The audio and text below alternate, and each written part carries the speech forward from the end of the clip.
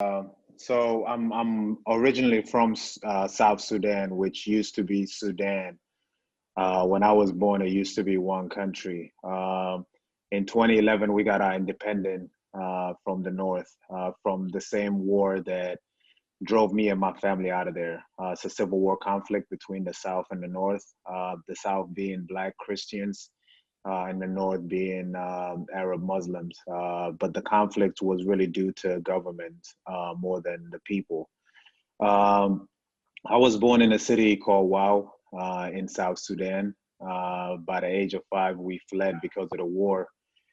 We fled to Egypt. Before we went to Egypt, we went to North Sudan actually for about a year or so, because my dad was the Minister of Education and Transportation of the whole of Sudan at the time. We fled to Egypt where we became refugees. I lived in Egypt for 5 years. By the age of 9, going to 10, we were given political asylum. What political asylum is basically you, as a refugee, every year, your family, you put in all the members of your family and your parents, and you get a background check. And if you're lucky, you get taken by any country, talking about whether it's Canada, US, Great Britain, Australia, and amongst, a lot of other countries, basically searching for a better life. So from the day that we got to Egypt, we applied obviously for all these countries every year. And it took about 5 years until we got an answer. And our answer came from the UK government that was willing to take us in. So we moved to the UK. Moved to the UK, and at that time, obviously, I've never heard a word of English. I never spoke English before in my life. So it was something new to me. It was a new lifestyle. Different, just everything from top to bottom, anything you could think of, different lifestyle, school, obviously, different language, but different school system. So right away, within 2 weeks, I was told that I was going to enroll in school. But I remember the days where when I enrolled in school, I didn't know a word of English. So I took sports as a way of fitting in and making friends. I was always physically bigger than most kids my age. So I dominated in sports. And at the time I picked up basketball. Actually, I missed a little bit of the story. When we were refugees in Egypt, Manute Bol, who's a South Sudanese, also at the time was in the NBA, took a vacation. It was supposed to be a week vacation to go to Egypt. During that week vacation, he discovered a large community of refugees from South Sudan and Egypt who got together every Sunday to go to Sunday school at church, but also there's an outdoor basketball court there.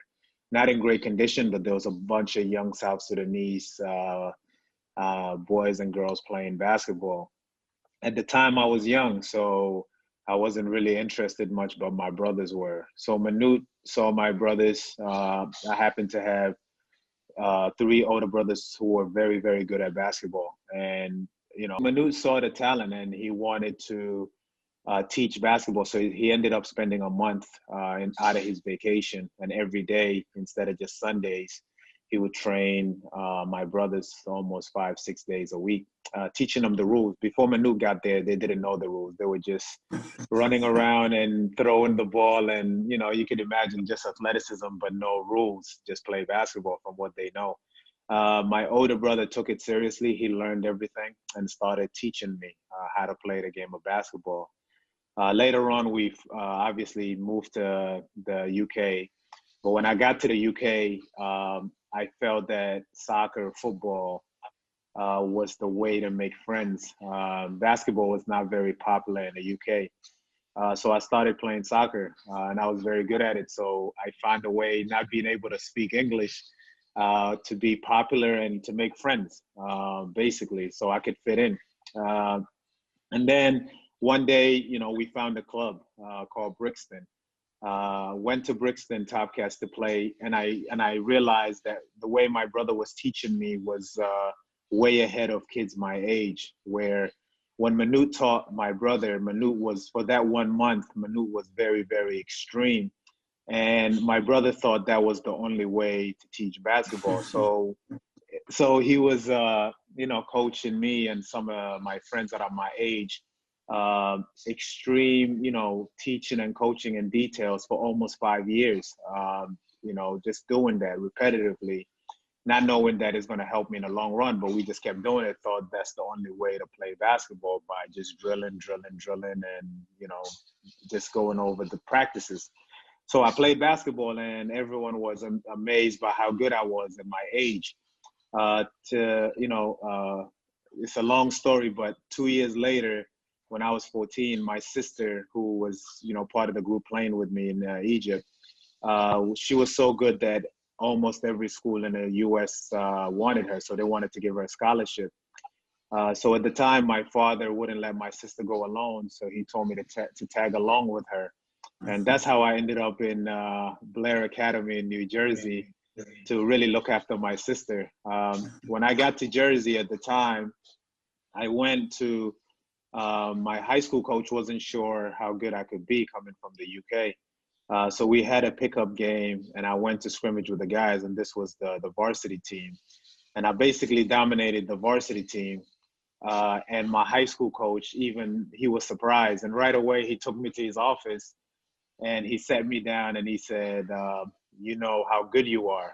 And I had no idea what he's really talking about.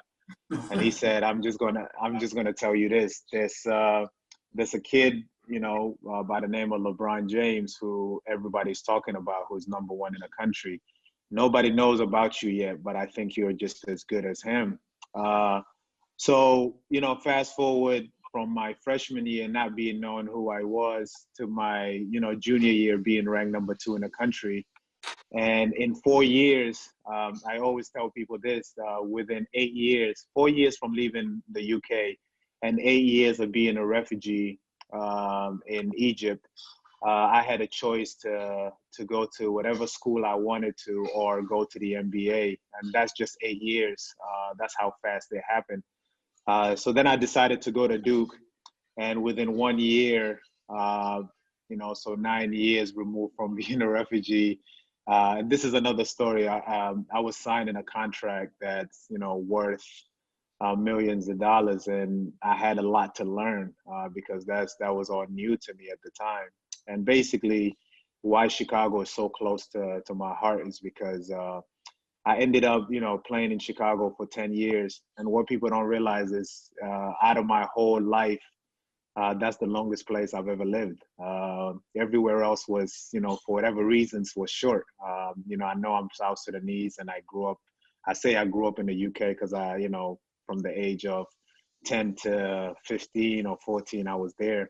But, coming into Chicago at 18 and leaving at 28, to me, it's more of, going from a young man to grown up. So it's always, I've learned a lot while I'm in Chicago, trying to be the best I can be, but people didn't understand I had a lot missing that I, didn't grow up the normal life. But, that's I'm sorry it took forever, but that's really the story. Yeah. No one grows up, their family saying, I want to be a refugee. The only reason you become a refugee is if you feel your family's life is in danger. So do you remember that fear? Were you too little? Do you remember those conversations? And then what was it like to live in a refugee camp? What is that day-to-day reality like? Yeah, no, part of my drive throughout my career, whether it's sports or whatever I've been doing, it's always been because I felt that I don't want what happened to me to keep being repetitive and keep happening to others. I'm very blessed with the way things fell. I had a talent in a game of basketball, and Manute had to take that vacation to teach that game of basketball. Then I had to get lucky to be selected. There's a lot of refugees that never get out of their situation, so it's in somebody else's hand. So things have to fall really. So for me, I have to understand, how can I do my part to make it a different for few kids? And that's the initiatives that I've been taking. I remember growing up in Egypt, and I remember just as a kid, I was always frustrated with not representing where I'm from because of the conflict. There was times where I was afraid to tell people that I'm actually Sudanese, because I felt that, you know, Sudan was never represented. There was never pride behind it. I felt like I had to explain to people where that is and who we are and why I look the way I do, why I was the tallest kid. There's so many explanations at the time, and it bothered me. You know, why can't I be among kids in Egypt? I could just say I'm Egyptian and there's no question about it. Then I go to the UK. Why can't I just say I'm from England and there's no question about it? I always had to explain. But I remember growing up in Egypt, in order for me, and remember, I left Sudan because of the war that was because of religion and because obviously of race. And I end up in Egypt, which is, you know, people were very welcoming and people, you know, welcomed us and took us in. But at the same time, we didn't live in the best neighborhoods. And it was very hard to get accepted into schools. So for me as a kid, in order to get into school in Egypt, for 5 days of the week, I had to be Muslim. And when I tell people that I went to school, I read the Quran, I prayed, and then on the weekend, when I got home, my mom is very religious, and so is my dad, and we're Christians.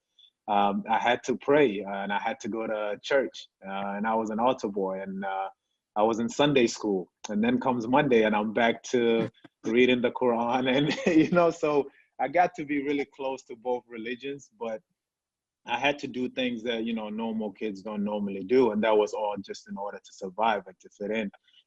So how do we change that? How, you know, obviously changing the mentality of people. And the things have changed a lot from then till now, but there's still places in the world, all over the world, where people are misled and people are not, you know, people don't really understand, you know, how to make a situation better. And that's by educating and motivating the youth, because later on they'll be the one that, you know, if you keep oppressing the youth and you keep putting them in situations like I went through and never get the opportunity that I got, they'll be doing the same thing to the following generation. You and your sister come to the States. She's 16, you're 14. Another country, another, you know, culture shock.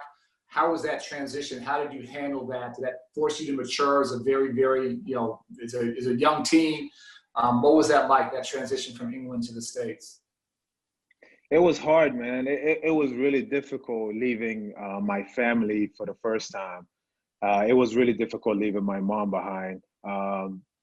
You know, when I was in the UK, it bothered me that, you know, you know, my mom had to work so hard, and we lived in a rough neighborhood, but my mom had to work so hard just for us to get through the day. And it bothered me. So before I left the UK, I actually worked at a bakery shop. When I was 13, I was working out basketball in the morning at 6 in the morning, and then I was opening up a bakery shop before I went to school. And when I was earning the money, I was giving it to my mom to just make her life easier. Just, you know, because I felt that that was my part. That's, you know, what I was going to become. I was going to be a grown up that's working, finding some ways to make money to help out my mom. And the school that I went to at the time, my mom was also the cleaning lady for the school. So a lot of times I was hiding because I was embarrassed. And, you know, being a young kid, obviously I learned a lot growing up, but I remember seeing my mom and hiding because I didn't want the rest of the kids to see. And that's when really everything changed for me. So when I went to the US, being 14, I just told myself that no matter what it takes, you know, I'm here for a reason. I have an opportunity where everyone thinks basketball can be, I have a chance to make it. And I have to give it everything in order for that to happen. It's not just going to happen by itself. So I was waking up at 6, we were working out, but I was homesick. And after the first year, I went to my high school coach and I told him I wanted to go home, that I really couldn't do it. I needed to be back home. And, you know, he told me whatever I wanted to do is my decision. You know, just make sure that, you know, this is really what you want to do. I went to London for about a month. And after a month, I realized that, you know, I wasn't in the greatest neighborhood. I didn't have the opportunities that I was getting by being in a school in the US. And I was in a boarding school in the US. So I wasn't really I didn't get to know what America is because I was so isolated. It's about 500 kids in the school, and every single kid in my school was going to Harvard or Princeton. And I had to realize that I'm among people that are, pushing themselves and they trying to get somewhere. And this is the environment that I want to be around. I went back to school, and that's, I never looked back after that. But it wasn't easy. But I knew that I had an opportunity to make something happen. So you literally could have gone to any college in America. How did you decide to go to Duke? And was that a good choice for you or not? Yeah, no, it ended up being probably one of my best decisions. Besides going to the NBA after 1 year at Duke, I think choosing Duke was probably one of the best decisions I ever made in my life. And the reason for it is because I almost didn't go there. And it was because of my dad and my high school coach more than anything. Coach K actually visited my parents in the UK. And my dad and mom felt a connection with Coach K right away. Coach K has a way of convincing parents, that he is going to be a parent to their kids. And I think my parents felt that. I had the same relationship with my high school coach, and I became very close with Coach K later on. But at the time, getting recruited by every school, I had top five. I picked my top five schools to visit. And every single school beside Duke sent me a private jet, which when you think about it, the age of 17, just from being 7 years ago, I was a refugee kid in Egypt for sitting in a private jet, going into visiting schools. And I'm sitting there and I'm just like, I couldn't believe it. And my friends obviously at school couldn't believe it. And at the time, back then, it's not like I had an Instagram page or I didn't have an Instagram page or Twitter, or you would be seeing these pictures all over the place today. But it was amazing. But then, Duke is the only school that sent me on a regular flight. And I remember Indiana was my last visit. And when I got back from Indiana, I sat down with my high school coach and I said, I want to skip my Duke visit. And my high school coach refused. And he said, you have to call your dad because your dad thinks that you have to go to Duke to visit. So I called my dad, and my dad said, out of respect, this man flew all the way to London. So out of respect, you have to go there and spend the weekend at Duke and then decide. So I got to Duke, and I had Chris Duhon, who later on we got drafted together. Chris Duhon was my host, and Chris Duhon picked me up and he hosted me. And we just connected right away from the get-go. We just became really, really close friends. And I remember in my visit, I told myself that, in order for me to get to where I want to get to, this is the best way. I have a chance here to get to the Final Four. And, I ended up a week later committing to Duke. Let me sort of back you up from the start and walk it through. A lot of what we're trying to do here in Chicago is stop conflict within the same community. Our fights, our shooting isn't South Side versus West Side. It's not white versus black versus Latino. It's like 103rd Street versus 105th Street, and people have grown up together, know each other. So walk me through in Sudan what that conflict was about, and how do you think about how do we try and solve and reconcile these conflicts that are within a group of people who should have so much in common? Yeah, no, definitely. I think, for me, before I got to Chicago, obviously I didn't know much about Chicago. I learned a lot while I was there. And most of my friends actually are from Chicago. So I got to learn, beside, what you read about, I got to be close to real stories and people telling me what they're going through. When I was growing up in South Sudan, I was young. So, for me, it's also stories that I've learned. But it's definitely different conflicts, like you said. In South Sudan, we had, we were oppressed, and we had, a nation that split into two religions first of all. And also, we had the Black community from the Africans, the original, which, used to be the whole South Sudan used to be, to the originals before we were invaded by the Turks. And this is how North Sudan was created over the years. So there was always been a conflict in the history for land and, and religion and rights and wrong. So, they were fighting over things that was, trickled down years and years and years.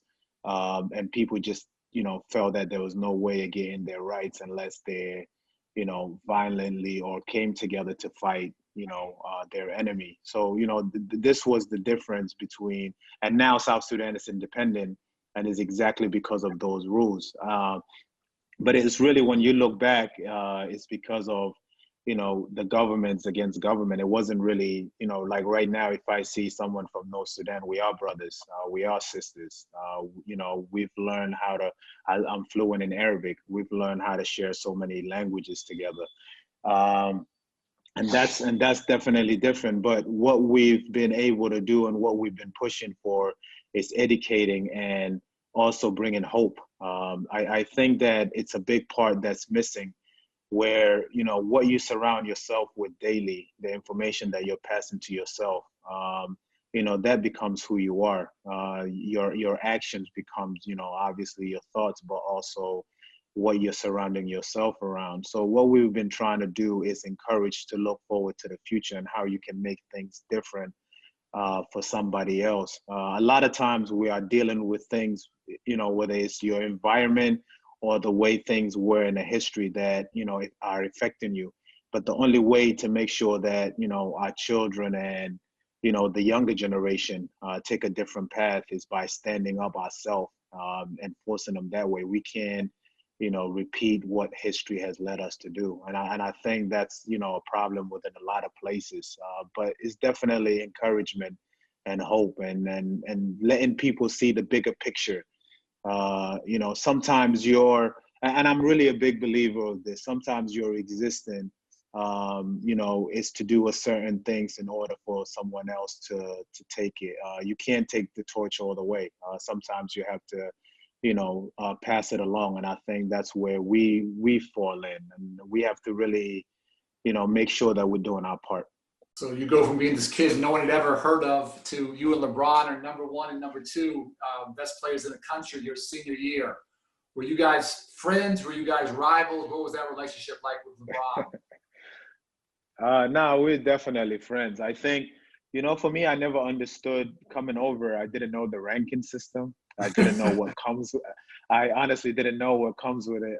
My high school coach understood it more than I did. I started playing on the AAU team, and being ranked so high, everyone wanted to sponsor my AAU team. I didn't understand why. My high school was getting sponsored by different brands. We're getting, our games are getting sold out in New Jersey and wherever we went. It just became, a lot of things came with it. And I took, that to appreciation. I never really got caught in the hype of being, after LeBron declared to the NBA, I was going everywhere as the number one recruited player in the country. And I never let that get to me, because I just knew that, it was the game of basketball. I had to get to where I want to get to. I had a mission and I didn't want to be distracted. But being ranked second, it was just everywhere I went. If you mention LeBron, you have to mention Luol. And, for me, it just, it made me understand really. And this is some of the stuff that I'm doing now actually with my camp, because I know what it did for me. When the ranking system, I know that if you don't get LeBron, you want Luol. If you don't want Luol, you want the third player. If you don't want the third, you want the fourth. And this is the system that I applied to my camp.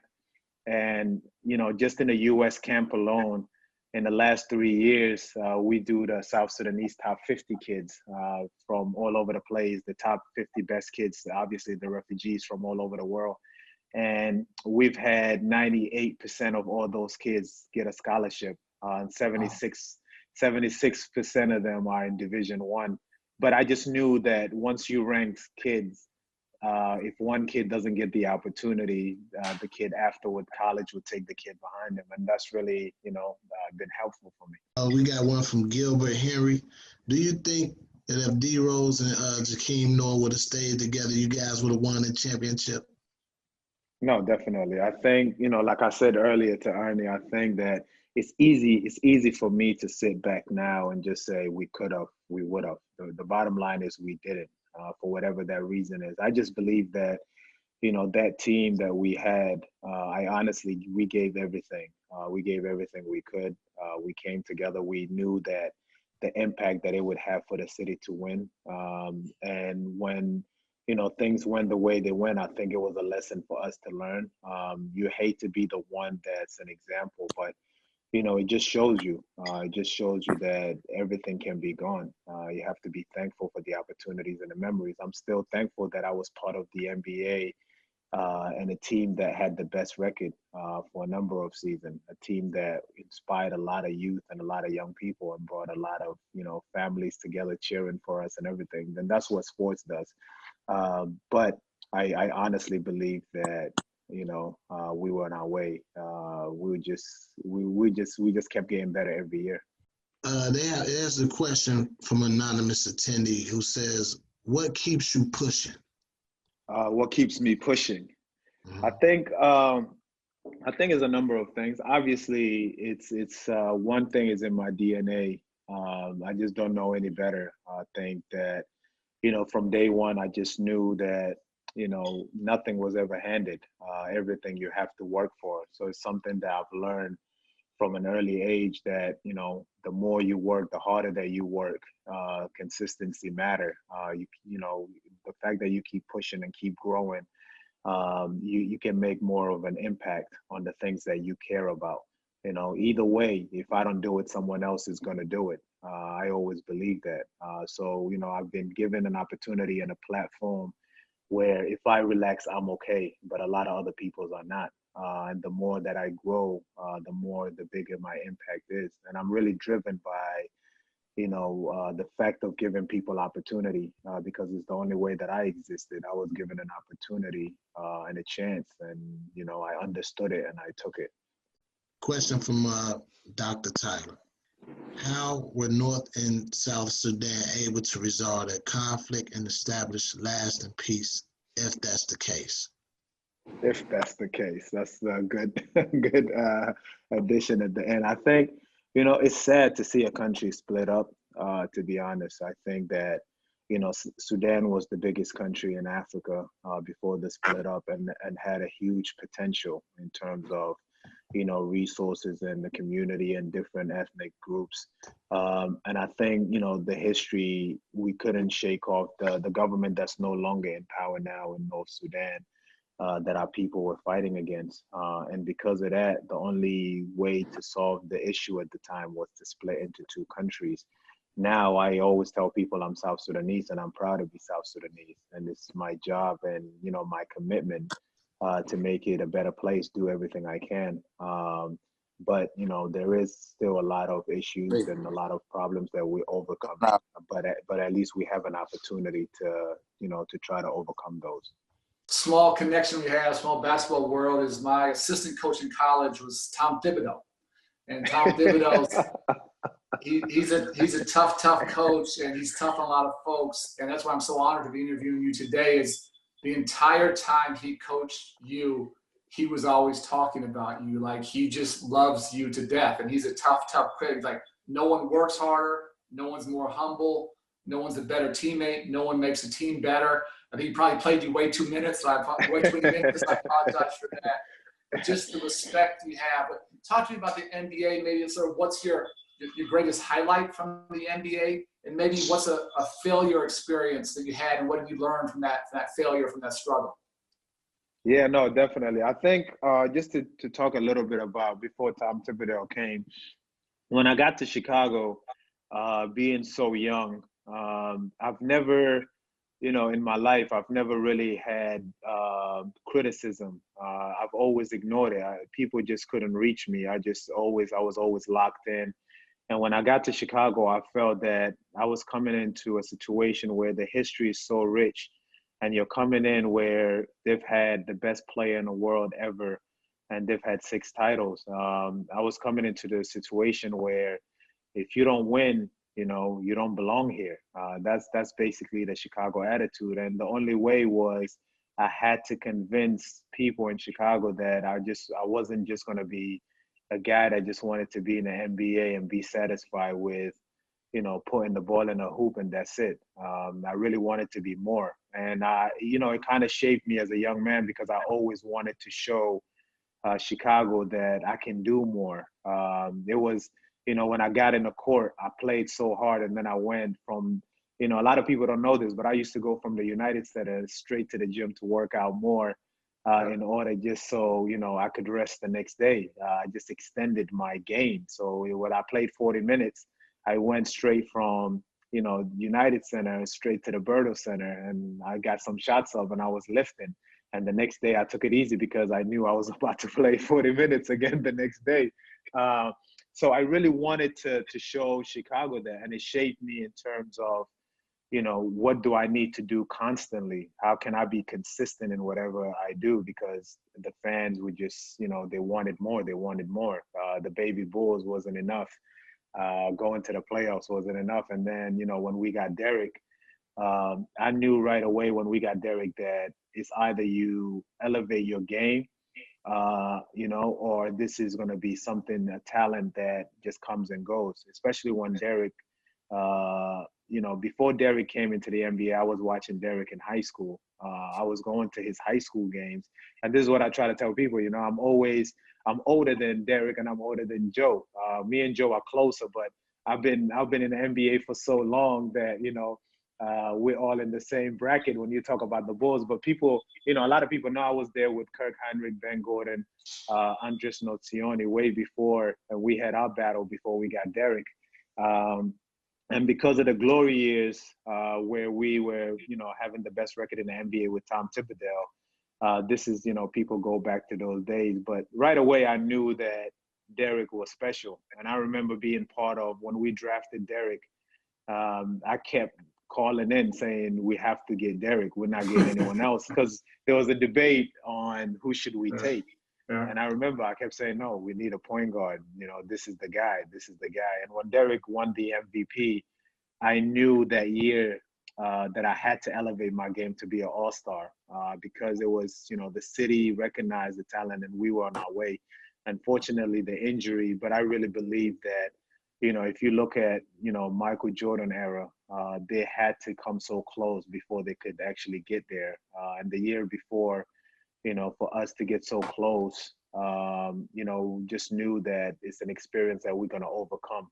And when, Derek went down, everything changed from, the organization from top down. They had to shake it up. And it's an opportunity, but it's also a lot of lessons learned in that. You had this obviously amazing career, respected by everybody. You could sit back, do not much of anything the rest of your life, just sort of live on those glory days. And you're going to accomplish more off the court, I would say, than you ever accomplished on the court. And you had an extraordinary, career. Say 2 things. Why are you so committed to giving back? Why are you not content just with being a great NBA basketball player? What drives you to give back? And then secondly, for our group, talk about what you're trying to do right here in Chicago and in the Rosen community where we're working so hard. So where does that drive come from? Why are you so committed? And what's your dreams and goals for helping us here in Chicago? Yeah, no, definitely. Good question. I think, for me, it comes just from the background of making an impact. I think there's a lot of people who want to make an impact, but they never get the opportunity. I think for me, basketball gave me an opportunity and, financially it had provided me well, that I can open up and look into other things. One thing that I really been into from an early age is real estate. Started looking into real estate about 6 years ago. We formed the company D3N9 because we believe that, with real estate, you could really make a huge impact, teaming up with different organizations, not only just going into, areas and just buying up properties and not improving the community. So one of the things that we really looked into with my real estate group is why Chicago makes sense for me. Investing in opportunities and real estate opportunities in Chicago, but teaming up with an organization to make an impact there, to make an impact in the community, socially, bringing in STEM education. For example, we just closed an apartment building. And let me just look at my notes. It's on East 121st Street. It's like across from Indian Trails Apartments. I think the name of it is, I'm trying to look at my notes. Barrett Common. And there, we're teaming up with the community in order to rename it. It's got to come from the community. And we also want to put things within that apartment buildings that brings opportunities to the people there. And that's really how I see my real estate and making an impact. It's not just, buying properties and not doing anything. It's also working with the communities in order to improve the environment and the community. So this is why I'm passionate about that. And I think real estate brings an opportunity for me to do that. And then just worldwide with what I've been doing with my foundation, it's also easier for me once I'm involved with the community to bring in my foundation, knowing that we've done our homework and, what areas can we help in and improve in. And this is, something that I'm doing also in South Sudan, and I'm doing this in Uganda and other places in Africa. So it's really something that I feel that I have an opportunity to make an impact that way. Since you've been here in Chicago for some time, and Chicago's known for the violence here, were you ever concerned about that? Like, was it a concern for you? No, it was always a concern. I think that, even when I was with the organization, with Derek and with Joe, we tried to do so many things to bring the attention, to bring peace together, to get communities and communicate and then really get to the bottom of it. I think for me, it's still something that I'm constantly learning about, but it's something that I'm more familiar with than a lot of other people. But it's something that, for me, it goes back to what I was saying earlier. I think, bringing hope and motivation, doing more work within the community is the only way to go forward and solve these issues. I think, it's something that for me, I was around for 10 years. Obviously, it's easy for me to say I'm playing for the Bulls and I'm in, a safe neighborhood or driving and not going into those neighborhoods. But I participated in, peace gathering, and we even worked on learning centers in the South Side where we brought in different activities for the youth to be engaged in. So definitely I'm familiar with it. No, I want to know if you can what's your overall goal like? What's your overall goal like to what's your overall goal like? What are you trying to complete? Like as far as like what you trying to do, like it's help with the violence and with your program and different stuff like that.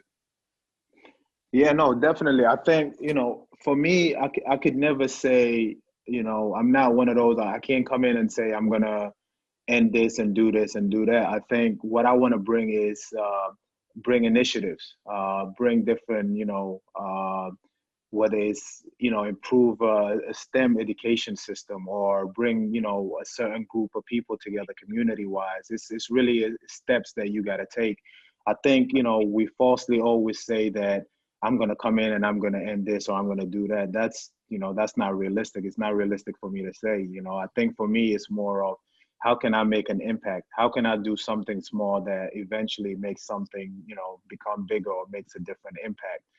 So where my focus is, like what I said, for example, when I was in Chicago and I was feeding the homeless, I think for me, I took that as an opportunity for me to do something different, something with, outside the norm, something that shows that, you're for that, you're pushing for this or you're pushing for that, whether it was, a group of kids receiving scholarships or, a group of, youth coming together and communicating and learning about something, or even if it's an internship.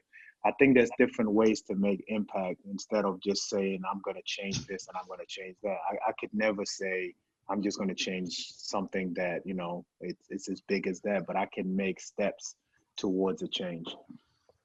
And I will say tread lightly here. Michael or LeBron?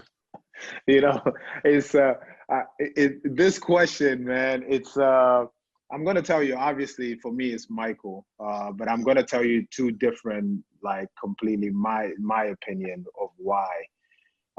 If you ask me, who's the most complete basketball player, right? Which is a different question. I'll tell you it's LeBron James, right? If you ask me, you know, who's the greatest of all time, I'll say it's Michael Jordan. And the reason for it, and I tell people, is a lot of times, you know, you have to look at basketball and the creative side of it. You know, to be great, you have to be creative. And when I say creative, is you have to change the style of the game. When Michael Jordan came into the NBA, Michael Jordan had Kareem, Larry Bird, and Magic, right? If you look at Michael, the way he played the game, the hang time, the style, the fadeaway, every other kid from then on started imitating Michael Jordan. He changed the game. You know, he taught people how to shoot fadeaways and all that. So he brought a lot to the game. LeBron can pass, LeBron can jump, LeBron can dominate a game. But not too many people, you don't grow up saying, you know, I'm LeBron James, because at some point in your process, you learn that you don't have the physical and the gifts that he has. He's unique in that way. If I was training my kid, and by the age of 16, my kid is 6'5" and skinny, I'd probably tell him, you know, you can be like MJ. You know, not too many kids I could really say just go and dominate.